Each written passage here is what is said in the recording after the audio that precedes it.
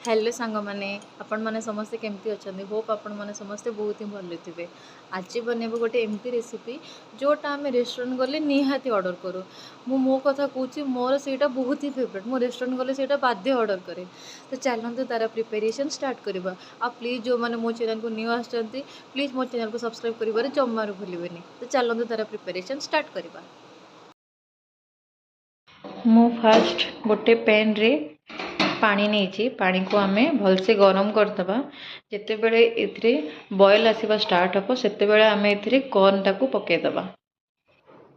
मु इथिरे गोटे स्पून तेल पकोछि कहीं तेल पकेले कॉर्न गुड़ाक परस्पर सहित चिपकिकी रही सेटा गोटा गोटा माने बॉयल हबो खाइला बेले सेटा बहुत ही टेस्टी लागिबो।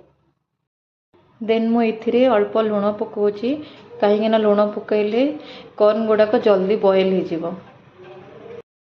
पानीटा बॉयल हो गलानी एबे आमे एथिरे कॉर्न गुड़ाक पकेदबा।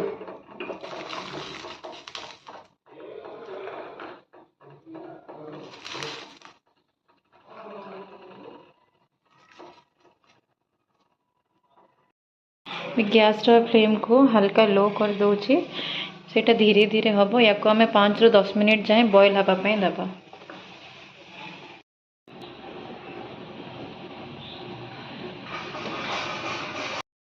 कॉर्नटा भल भाव में बॉयल हो गलानी चलतु एबे आम या काढ़ीदबा। प्रथमे मु गैस फ्लेम को ऑफ करी देन सब कॉर्न गुड़ाक काढ़ीदबा।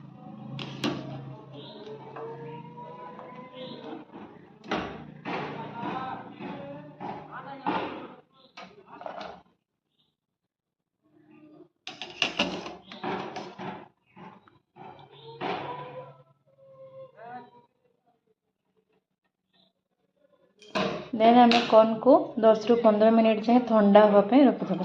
ठंडा है ये आम सब सुखिला पाउडर ऐड करवा।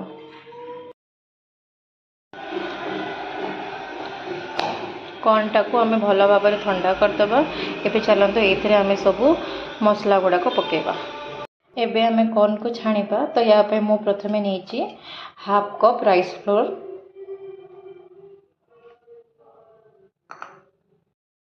देन आम एथरे ऐड करवा 1/2 कप कॉर्नफ्लोर, देन आम एथरे ऐड करवा black pepper powder,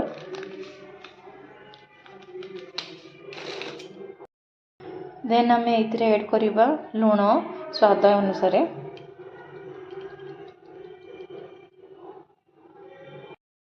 then एथरे colour पाई मु अल्प मर्च गुंड ऐड करछि। एथरे मु देगी मिर्च ऐड करछि। आपन को जदि टिके राग इच्छा ताले आपन यार एवरेस्ट और लाल मिर्च भी ऐड करि परिबे। देन एई सब को हमें भल भाव में मिक्स कर दबा।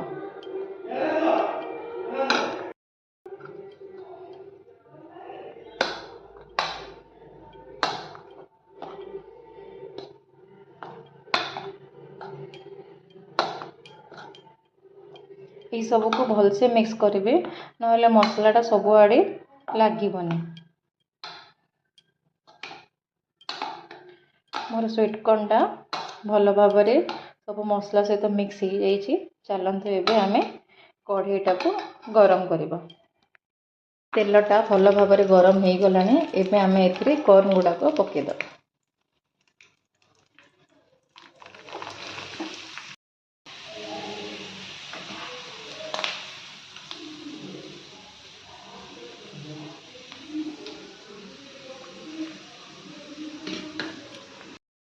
कॉर्न गुड़ाक भल भाव में छाणी हो जाइए। चलतु एबे आमे क्रिस्पी कॉर्न प्रिपरेशन स्टार्ट करवा।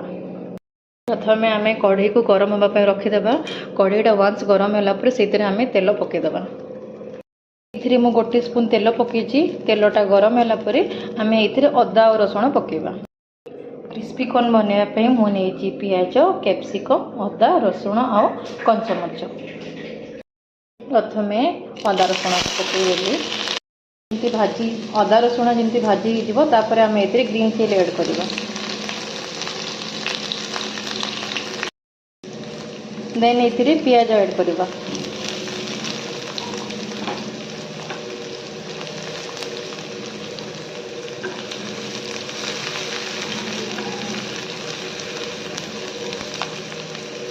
पियाजटा भल भाव में भाजी है आम ए कैप्सिकम ऐड करवा।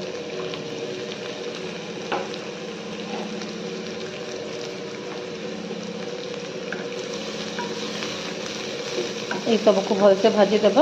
ये आम अल्प लुण ऐड करवा। लुणटा को बस आपण पियाज कैप्सिकम ही पकेबे कहीं आम स्वीट कॉर्न लुण ऑलरेडी पके सारी।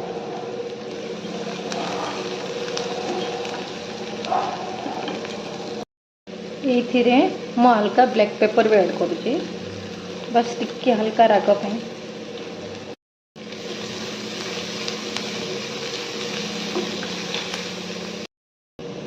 देन आम ये छणा होता कॉर्न को ऐड करवा।